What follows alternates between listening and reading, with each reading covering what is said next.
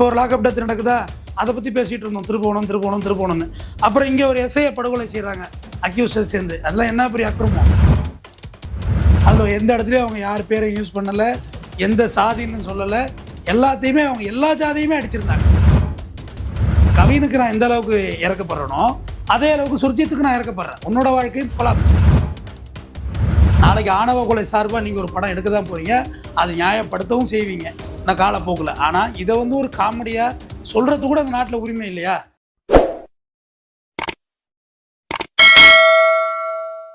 Madras town bus நேயர்களுக்கு வணக்கம். கோபி சுதாகர் அவங்கள பற்றி எல்லாருக்கும் தெரிஞ்சது. யூடியூப்னாலே அவங்களோட ப்ரெசன்டேஷன் இல்லாமல் இருக்காது.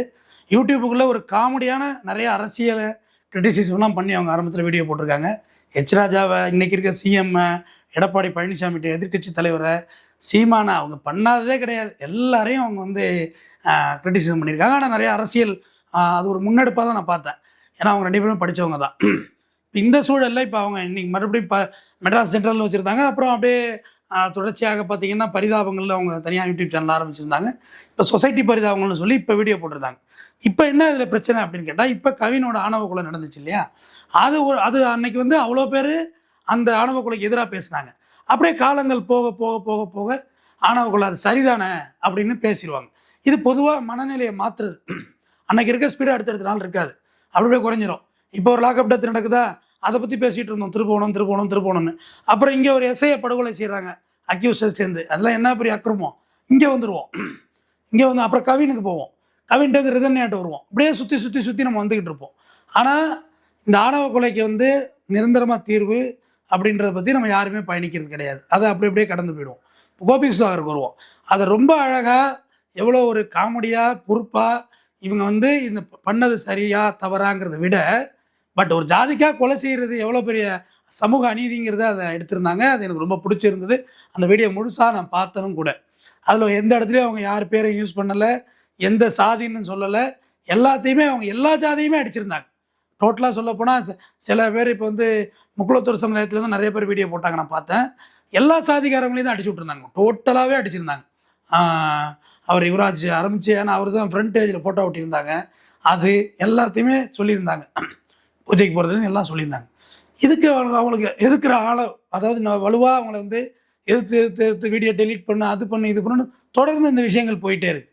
ஆனால் ஒரு விஷயத்தை சமுதாயத்தில் யதார்த்தமாக கொண்டு போய் சேர்த்தது நடிகர் பாக்கியராஜ் தான் அன்றைக்கி இருந்த ஜாதியை தீண்டாமையை அவ்வளோ அழகாக ஐயரையும் மற்றவங்களையும் வச்சு எடுத்திருந்தார். பாரதிராஜா எடுத்திருந்தார் வேதம் இது படத்தில். இப்படி நிறைய பேர் ஜாதிக்கு எதிர்ப்பாக படங்கள்லாம் எடுத்திருக்காங்க, ஆல்ரெடி முன்னாடி எடுத்திருக்காங்க. இப்போ இந்த விஷயத்தில் இந்த ஆணவ கொலை இந்த வயசில் இவங்க சொல்கிறது ரொம்ப அருமையான விஷயம். நாம் தொடர்ந்து பேசுவோம், யாரும் கொலை செய்யாதீங்க, அதெல்லாம் பிரச்சனை ஆகிடும், வாழ்க்கை போயிடும். இதுதான் என்னுடைய வருத்தம். இப்போ கவினுக்கு நான் எந்த அளவுக்கு இறக்கப்படுறேனோ அதே அளவுக்கு சுர்ஜித்துக்கு நான் இறக்கப்படுறேன். உன்னோட வாழ்க்கையும் கொலாப்ஸ். நீயும் முன்னேற முடியாது. உன்னை கிண்டி விட்டவனோ இல்லை உன்னை கொடுத்தவங்களோ யாரும் நிற்க போகிறது கிடையாது. அதே தான் அவங்க அந்த பரிதாபங்களில் சொல்லியிருந்தாங்க. யார்? கோபி சுதாகர். எப்படின்னா அதில் சுதாகர் தான் கிண்டி விடுற கேரக்டராக இருக்கும். ஒரு வேலையும் இல்லை, ஒன்றும் இல்லை, உன் தாத்தா யார் தெரியுமா, உன் பரம்பரை என்ன தெரியுமான்னு கோபி சுதாகர், உன் தாத்தா சாப்பாட்டுக்கு இல்லாமல் வள்ளலார் மடத்தில் சாப்பிட்டு இருந்தார், அப்புறம் என்னடா பரம்பரை பற்றி கிளப்பி விட்ற அப்படின்னு சொல்லியிருப்பார். அதில் புதுசாக வந்த பையன் அவனும் தன்னோட வாழ்க்கையை கொலாப்ஸ் பண்ணிக்கிறாங்கிறது அருமையாக, இதை விட ஒரு அழகாக அதை சொல்ல முடியாது. அந்த பையன் கொலை பண்ணிட்டு வந்தோன்னே, வாங்க நான் சரண்டராக போகலான்னா இவன் வரமாட்டான். நீ உள்ளே போ தம்பி, நான் அடுத்த கட்ட உருவாக்கணும்ல, நம்ம ஜாதிக்காக செஞ்சோம், நம்ம இனத்துக்காக செஞ்சோம் அப்படின்னு உள்ளே போனான். இன்றைக்கி அழுதுகிட்டே வர்ற, கண்ணன் முகத்தை மூடிட்டு அழுதுகிட்டே சுர்ஜித் வர்ற. ஏன் அப்படி? உன்னோட படிப்பு என்ன? நீ எங்கே வளர? நீ எங்கே போயிருக்கணும்? நேஷனல் டீம் அத்லெட்டுன்னு ஒன்று சொல்கிறாங்க, அதுவும் அதில் சொல்லியிருந்தாங்க. அவர் எவ்வளோ பெரிய அத்லெட்டிக் தெரியுமான்னு அவங்க கிண்டல் பண்ணியிருந்தாங்க. நீ யாராக இருந்தான்னு, நீ படித்ததோ தடகள வீராங்கனா நான் இருக்கிறதெல்லாம் முக்கியம் இல்லை. முதல்ல சமுதாயத்தில் ஒரு நல்ல மனிதனாக, நம்ம சக மனிதனை மதிக்கிற மனிதனாக வாழணும். எல்லா மிருகங்கள்ட்டையும் இல்லாத ஒரு ஸ்பெஷாலிட்டி மனிதன்ட்டு இருக்குன்னா, நம்மளுக்கு சிரிக்க தெரியும், நமக்கு அழுவ தெரியும், நமக்கு ஒரு உணர்ச்சியை வெளிப்படுத்த தெரியும். மற்ற மிருகம்லாம் அழுவும், ஆனால் அது சிரிக்கிற லாங்குவேஜ் எதுன்னு தெரில. நாயெல்லாம் அழுவும், ஓன்னு ஒப்பாரி வைக்கும் நாய். மாடு கண்ணில் தண்ணி ஊற்றும், மாட்டை நிறைய அடிச்சிங்கன்னா கண்ணில் தண்ணி ஊற்றும். இப்படி எல்லா அனிமலுக்கும் இந்த இதெல்லாம் இருக்குது. குதிரை மட்டும் தான் கனவு காணும் மிருகம், குதிரை மட்டும் தான் ஒரு சைன் சொல்கிறாங்க. இப்போ இந்த விஷயத்து வாங்க, இதை ஒரு காமெடியாக வெளியில் சொன்னதில் என்ன இருக்குது, என்ன தப்பு இருக்குது? நாளைக்கு ஆணவ கொலை சார்பாக நீங்கள் ஒரு படம் எடுக்க தான் போகிறீங்க, அது நியாயப்படுத்தவும் செய்வீங்க என்ன காலப்போக்கில். ஆனால் இதை ஒரு காமெடியாக சொல்கிறது கூட அந்த நாட்டில் உரிமை இல்லையா? அரசியலமைப்பு சட்டம் கொடுத்துருக்க அடிப்படை உரிமைகள்லாம் இதுவும் ஒன்றுங்க. நம்ம வெளியிடலாங்க. நம்ம ஒரு விஷயத்தை கேலி சித்திரமாவோ அடுத்தவங்களை டேமேஜ் பண்ணி வெளியிடக்கூடாது, அது அஃபென்ஸ். ஆனால் உங்களுடைய நியாயமான கருத்துக்களை வெளில சொல்கிறதுக்கு இருக்குது. எனக்கு இது சரி தவறு இப்போ பரிதாபங்கள் நடந்து சரியாக தவறான்னு கூட எனக்கு எப்படி சொல்கிறதுன்னு தெரியல. ஆனால் அவங்க சொன்ன விதம் ரொம்ப நல்லா இருந்தது. இந்த ஆணவ கொலைக்கு எதிராக அவ்வளோ அழகாக சொல்லியிருந்தாங்க. வெற்றணி வீரன் 2 பேரும் கத்தி கொடுத்துட்டா வெட்டியிருக்கணும், கத்தி சண்டை போட்டிருக்கணும். மிளகாப்பொடியை கண்ணில் போட்டால் எப்படி வீரமாகும் அது? எனக்கு ஒரு கத்தி உனக்கு ஒரு கத்தி, வா 2 பேரும் வீசுவோம். அதை எடுத்துட்டு மிளகாப்பொடியை போட்டால் எப்படி வீரமாகும்னு கேட்டிருந்தாங்க. அது உண்மையிலேயே நல்லா இருந்தது அந்த அவங்க சொன்ன விஷயமே. ஆனால் இதுக்கு எனக்கு எதிர்ப்பாக தான் கருத்து பதிவிடுவீங்க, அதை பற்றி ஒன்றும் இல்லை. இருந்த போதிலும் ஒருத்தர் வீட்டில் புள்ள செத்து இருக்கு, அது அடுத்தது நடக்கக்கூடாதுங்கிறது தான் நம்ம பேசுகிறோம். இப்போ பரிதாபங்கள் கோபி சுதாகர் நான் நேரில் கூட பார்த்தது கிடையாது. ஆனால் அவங்களுக்கு நான் ஃபேவரட்டாக பேசலை. மொத்தத்தில் அவங்க எடுத்த கருத்துக்கு நான் ஆதரவாக நிற்கிறேன். அவங்க சொன்ன விதம் ரொம்ப நல்லா இருந்தது. இது மாதிரி கொஞ்சம் பேர் தான் நல்லது சொல்கிறதுக்கு இருக்காங்க. அவங்களையும் நம்ம விரட்டினோம்னா எங்கே போவாங்க? இப்போ யூடியூப்பில் எவ்வளோ வக்கரமாக வல்காரிட்டியாக இன்ஸ்டாகிராமில் டான்ஸ் ஆடுறாங்க, திங்குன்னு குதிக்கிறாங்க, ஆபாசமான வசனங்கள்.